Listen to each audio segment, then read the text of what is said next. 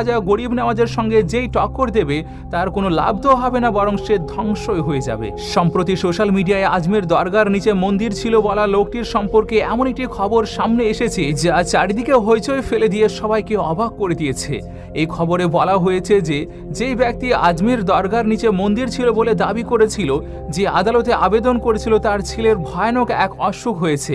ডক্টররা বলেছেন যে তার ছেলের ক্যান্সার হয়েছে। এর মানে হলো খাজা গরিব নওয়াজ রহমতুল আলাইহির সাথে টক্কর নেওয়া ব্যক্তিদের উপর খোদা তাআলার আযাব নাজিল হওয়া শুরু হয়েছে। সেই ব্যক্তি আল্লাহ তাআলার কবজায় চলে এসেছে আর সে তার নিজের কর্মের শাস্তি পাওয়া শুরু করেছে। সেই জন্য এই সম্পূর্ণ খবরটি জেনে আপনার জ্ঞান শূন্য হয়ে যাবে, আপনিও অবাক হয়ে যাবেন।